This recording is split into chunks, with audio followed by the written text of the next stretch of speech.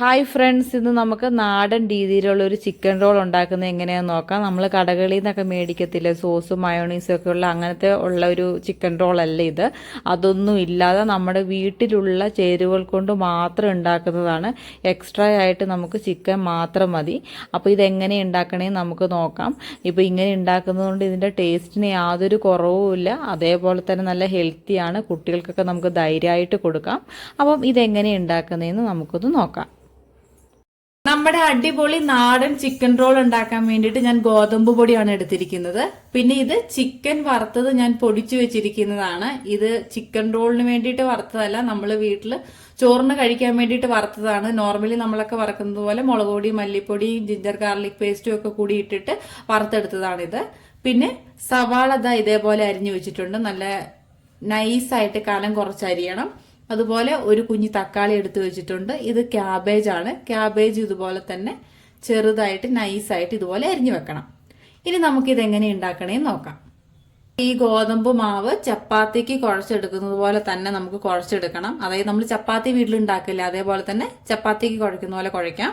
അപ്പോൾ കുറച്ച് ഉപ്പിട്ടിട്ട് നമുക്ക് ചപ്പാത്തിക്ക് കുഴക്കുന്ന പോലെ തന്നെ കുഴച്ചെടുക്കാം.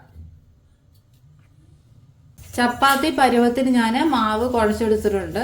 നമ്മൾ ചപ്പാത്തി തന്നെയാണ് ഉണ്ടാക്കുന്നത്. അപ്പം ആ ഒരു ചപ്പാത്തി പരുവത്തിന് തന്നെ മാവ് കുഴച്ചെടുത്തിട്ടുണ്ട്. ഇനി നമുക്കിത് പരത്തിയെടുക്കാം. അപ്പോൾ ഈ ഒരു പരുവത്തിനാണ് ഞാൻ പരത്തിയെടുത്തിരിക്കുന്നത്. നമുക്കിനി ഇത് ചുട്ടെടുക്കാം. ഇതേപോലെ നല്ല രീതിയിൽ നമുക്കിത് ചുട്ടെടുക്കാം. ചപ്പാത്തി ആയിട്ടുണ്ട്. ഇനി നമുക്കിത് റോൾ ചെയ്യാനുള്ള മിക്സ് റെഡിയാക്കാം.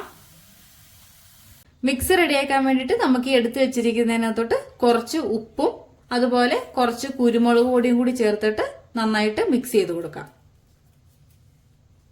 എരിവിനനുസരിച്ചിട്ടാട്ടോ കുരുമുളക് പൊടി ചേർക്കണ്ടേ. നമ്മുടെ മിക്സ് റെഡി ആയിട്ടുണ്ട്. ഇതിലേക്ക് കുറച്ച് മല്ലിയിലയും കൂടി ഇട്ടിട്ടുണ്ടെങ്കിൽ കുറച്ചും കൂടി ടേസ്റ്റ് കൂടുതൽ കിട്ടും. അപ്പൊ ഇനി നമുക്കിത് ഫില്ല് ചെയ്യുന്നത് എങ്ങനെയാന്ന് നോക്കാം.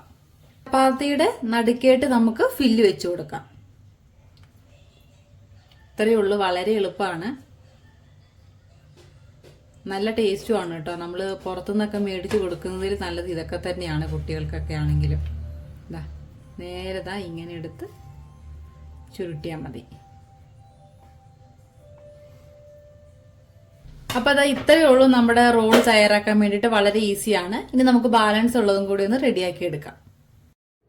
നമ്മുടെ റോളെല്ലാം റെഡി ആയിട്ടുണ്ട്. ഇത്രയേ ഉള്ളൂ പരിപാടി. അപ്പോൾ വളരെ ഈസി അല്ലേ. അപ്പോൾ കൂടുതൽ ചേരുവകളൊന്നുമില്ല. അപ്പോൾ നിങ്ങളെല്ലാവരും ഇതുപോലെ ഒന്ന് ട്രൈ ചെയ്ത് നോക്കുക. ഇഷ്ടമായിട്ടുണ്ടെങ്കിൽ ലൈക്ക് ചെയ്യുക, സബ്സ്ക്രൈബ് ചെയ്യുക, കമൻറ്റ് ചെയ്യുക. ഇനി വേറൊരു വീഡിയോ ആയിട്ട് കാണാം കേട്ടോ. ബൈ.